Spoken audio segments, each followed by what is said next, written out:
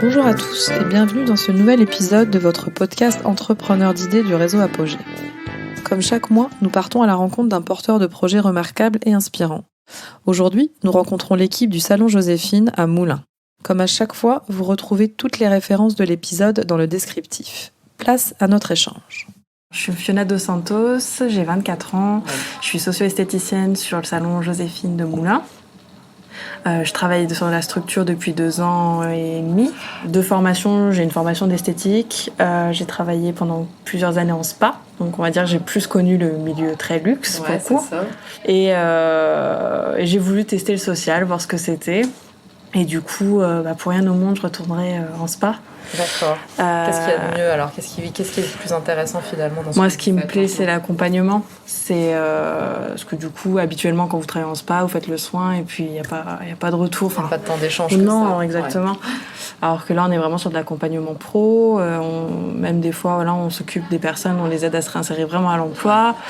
Quand je vois passer des nouvelles formations, des nouvelles annonces, c'est vrai qu'on donne direct les tuyaux aux bénéficiaires. Oui, parce que pour le coup, vous avez aussi cette possibilité de les orienter et de leur donner les éléments dont ils ont besoin. C'est ça. Alors, c'est pas le point clé habituel de notre métier, mais ça en fait partie. D'accord, parce que vous avez alors une formation d'esthéticienne et pour être socio-esthéticienne comme on fait, c'est-à-dire que vous avez une formation supplémentaire ou vous avez appris sur le terrain ? Moi, j'ai appris sur le terrain, mais sinon, il existe la formation de socio.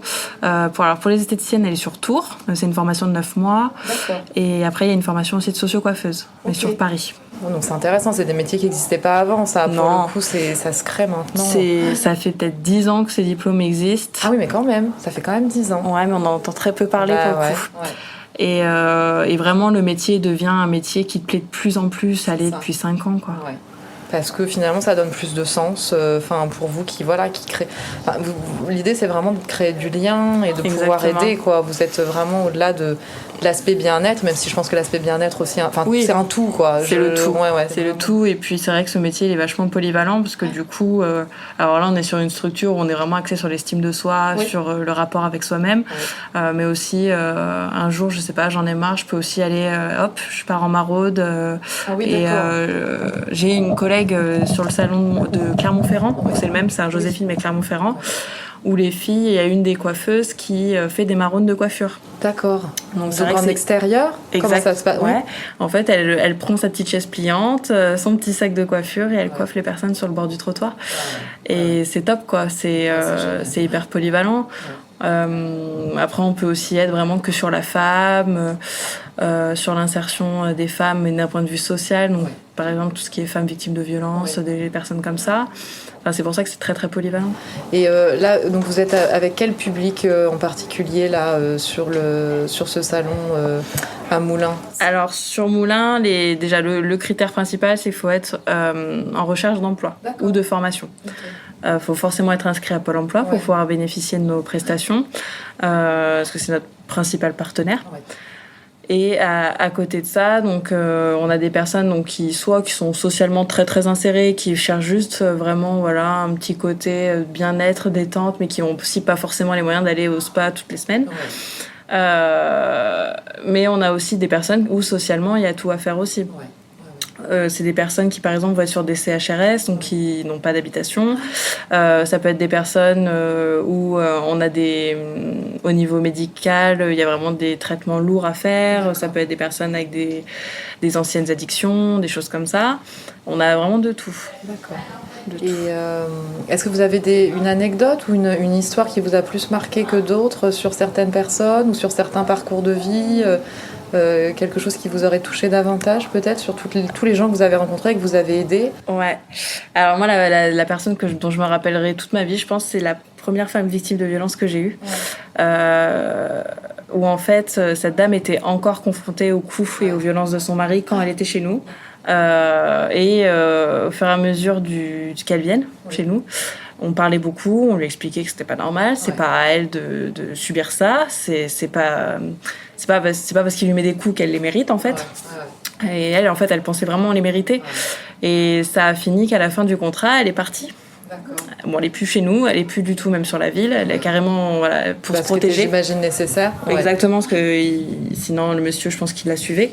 Mais du coup, ça c'est une réussite pour nous. Alors sûrement peut-être qu'elle a pas retrouvé de boulot, mais au moins elle s'est, elle a fui le domicile et régler, déjà en priorité. Voilà, elle vient pour avoir un soin, pour avoir une coupe. Et c'est vrai que nous, voilà, cet avantage, voilà, c'est qu'on peut travailler vraiment en binôme avec les travailleurs sociaux, où du coup on peut vraiment axer nos deux métiers ensemble. C'est ça. Et aussi les échanges d'informations sont hyper importants, parce que du coup le moindre changement que la personne peut subir dans la vie, c'est important que le travailleur social nous en informe. Ça peut être des choses hyper importantes pour nous. Et puis inversement, j'imagine que... Et inversement, nous on transmet des suivis auprès des donc nous on appelle ça des prescripteurs, mais du coup le travailleur social. Oui, bien sûr.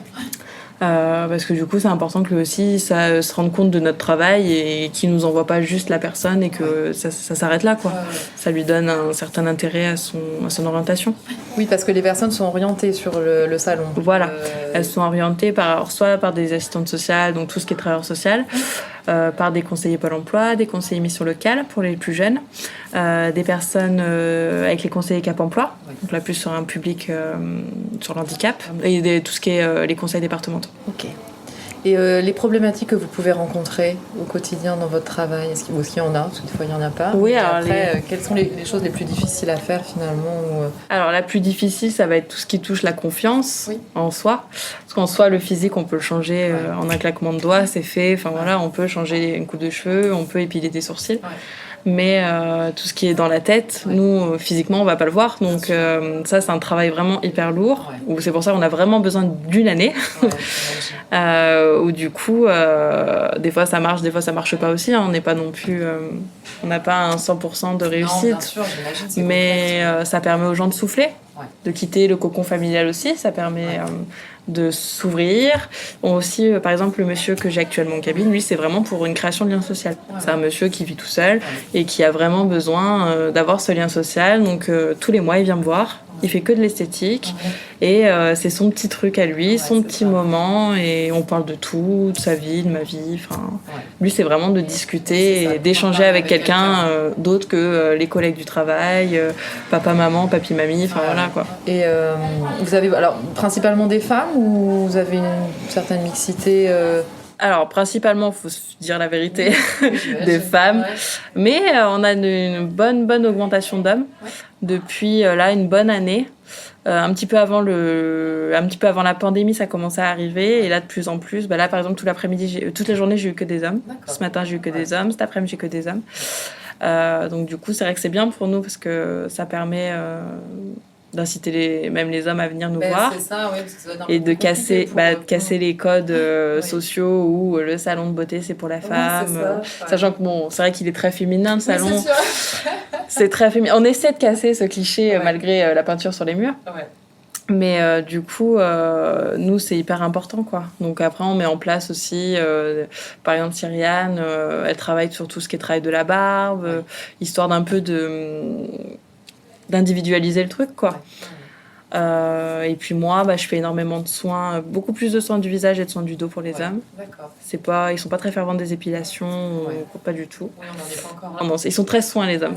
Ils sont beaucoup plus cocoon que les femmes. Puis bien-être, vraiment pour le coup. Peut-être que les femmes recherchent vraiment l'aspect esthétique. Vraiment l'aspect physique, les femmes. Physique et puis, vraiment l'aspect paraître. C'est ça. Que les hommes, ça, c'est... ils préfèrent à la limite aller chez le coiffeur ou se faire eux-mêmes que de venir voir la coiffure ici. D'accord. C'est plus pour se détendre. Et puis, c'est des choses qu'eux, en plus, ne peuvent pas se faire eux-mêmes. Non, mais c'est sûr. Donc, c'est vrai que c'est bien.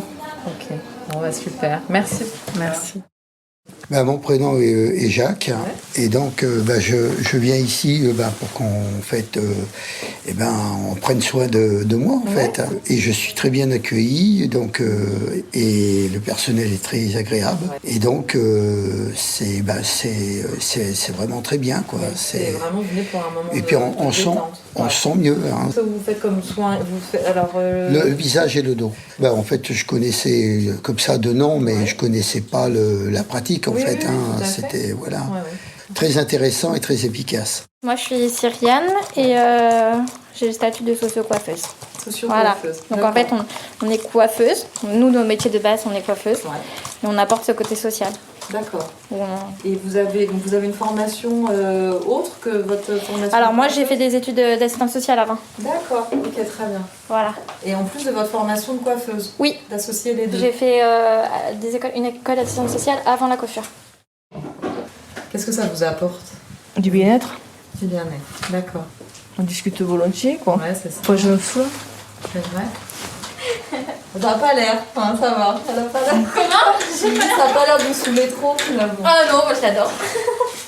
C'est beaucoup d'échanges, alors on présente beaucoup, on discute, etc. Et puis il n'y a pas de jugement, je veux dire. Ouais. On ne se sent pas jugé. Quand vous ressortez, vous vous sentez comment alors finalement? Vidé. C'est vrai? Vidé, mais dans le bon sens du terme. Ouais, non, mais c'est ça. Après, nous, on est deux personnes qui sont très ouvertes. Enfin, on aime tous les mêmes choses, donc on aime bien rigoler. On ne peut pas faire dans un salon, par exemple, classique. On prend du temps pour la personne. Bon, bah, super. Merci, vous avez un très beau travail. Merci beaucoup. J'espère que cet épisode saura vous inspirer. Merci à l'équipe et aux personnes interviewées pour ce podcast.